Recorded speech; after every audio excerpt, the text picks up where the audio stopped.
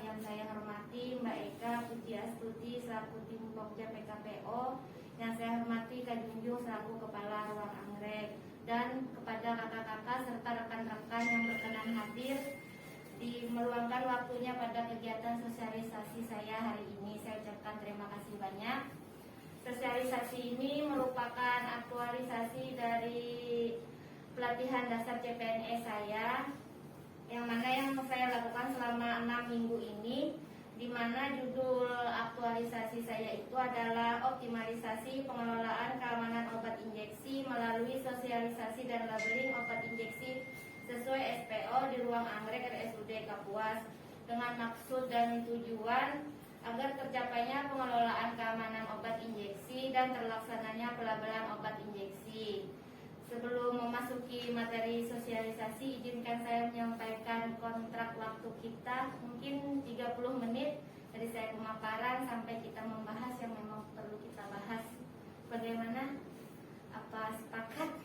Bu, ini dimana tujuannya adalah secara garis besarnya agar obat-obat pasien itu tidak ada yang tertukar atau tidak salah suntik ke pasien yang lain seperti itu. Nah, ini bagus sekali. Jadi mudah-mudahan aktualisasi yang dikerjakan oleh Marini ini nanti bisa dilanjutkan terus-menerus dan tidak stop sampai di sini saja seperti itu.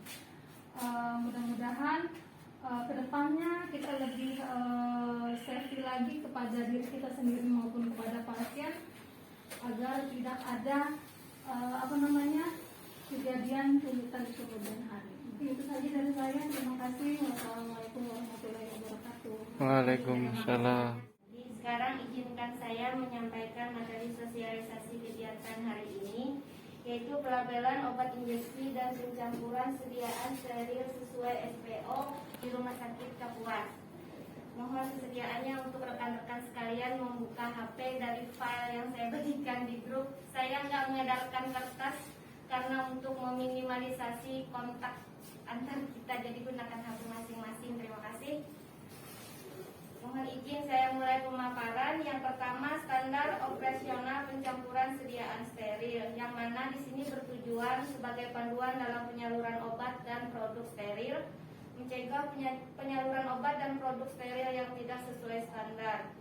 Prosedur pencampuran steril di Rumah Sakit Kapuas didelegasikan kepada perawat yang ditunjuk sebagai penanggung jawab obat di masing-masing ruang perawatan, berdasarkan keputusan Direktur tentang pelimpahan wewenang tugas apoteker di ruang perawatan ke perawat. Pencampuran sediaan obat suntik dan pemberian obat ke pasien dilakukan oleh perawat minimal perawat klinis 2 berdasarkan keputusan Direktur tentang kebijakan pelayanan farmasi di Rumah Sakit Kapuas. Secara teori, pencampuran sediaan steril dilakukan di fasilitas LAF BSC. Dikarenakan di Rumah Sakit Kapuas tidak tersedia fasilitas LAF BSC, maka dalam hal pencampuran sediaan steril perlu memperhatikan yang pertama ruangan. Mungkin untuk ruangan kita sudah sedikit mendekati sesuai dengan SPO yang dibuat. Yang pertama yaitu ruang yang paling bersih khusus pengerjaan sediaan steril. Seluruh pintu dan jendela harus tertutup saat mengerjakan pencampuran sediaan steril. Tidak ada bak cuci, tidak ada rak atau papan tulis yang permanen. Lantai dibersihkan setiap hari, dinding mudah dibersihkan, meja kerja harus jauh dari pintu. Cara kerja, yang pertama kita harus melakukan cuci tangan terlebih dahulu menggunakan APD seperti masker, apron, sarung tangan yang non steril. Siapkan meja kerja, bersihkan seluruh alat kesehatan dan wadah obat sebelum digunakan. Buang seluruh bahan terkontaminasi ke dalam kantong tertutup. Bersihkan area kerja setelah selesai melakukan pencampuran sediaan steril dan tanggalkan APD. Di sini saya menyiapkan contoh obat yang sering kita gunakan di ruangan, yaitu misalnya paracetamol. Sebelum kita menyiapkan, kita cuci tangan, gunakan sarung tangan, pakai masker karena sekarang kita sudah menggunakan masker kemana-mana. Gunakan penutup kepala. Terus sebelum kita membuka sediaan steril ini, kan biasanya dalam kotak. Sediaan steril ini ada 7 sterilannya. Jadi kita bersihkan pakai memberikan kepada pasien. Diharapkan dengan terjaganya kesterilan obat ini tidak ada kontaminasi atau infeksius yang kepada pasien. Untuk contoh obat yang memiliki obat-obat yang di daftar materi yang saya bagikan itu adalah 10 obat yang sering digunakan di ruang anggrek. Saya contohkan di sini obat ceftriaxone.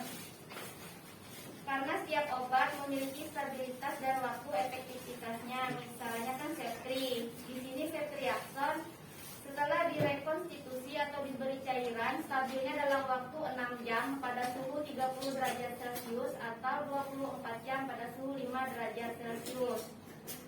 Adapun dalam pemberian obat, di sini saya mencantumkan 7 prinsip benar pemberian obat, yaitu yang pertama benar pasien, benar obat, benar dosis, benar waktu, benar rute atau cara pemberian, benar dokumentasi, benar informasi. Karena pada bagian pelabelan obat itu ada di prinsip 2, yaitu benar obat.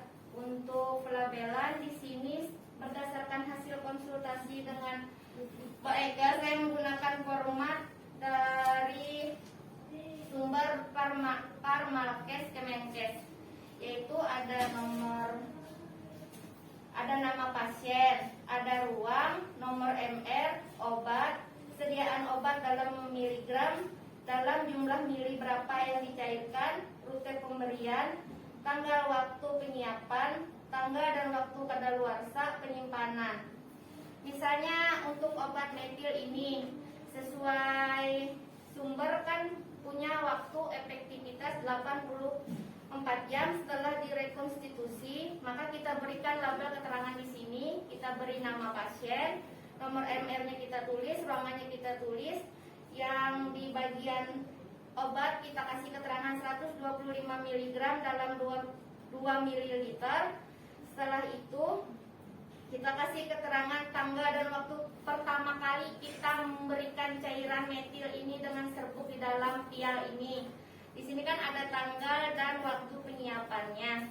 Di sini kita kasih tanggal sama jam kapan kita pertama memberikan. Terus kita hitung 48 jam dari tanggal pertama kita menyediakan, kita tulis di tanggal kadaluarsanya dan jam berapa efektivitas obatnya masih berlaku. Untuk penyimpanan kita kasih keterangan apakah bisa di suhu ruangan atau di dalam kulkas dengan suhu 5 derajat di bawah suhu ruangan, seperti itu. Diharapkan dengan memberikan pelabelan pada obat-obat yang akan diberikan atau obat sisa yang akan diberikan di kemudian harinya, agar terlihat jelas keefektifan obat ini, batas waktunya masih bisa digunakan atau sudah melewati batas waktu penyimpanan. Jadi kalau misalnya sudah lewat mungkin bisa kita buang, seperti itu. Karena pada prinsipnya obat-obat yang sudah melewati batas waktu keefektifitasannya ini menurun, seperti itu yang saya ketahui sementara. Jadi untuk obat-obat yang disediakan maupun obat-obat yang akan diberikan ke pasien diharapkan diverifikasi oleh dua orang yang kompeten atau yang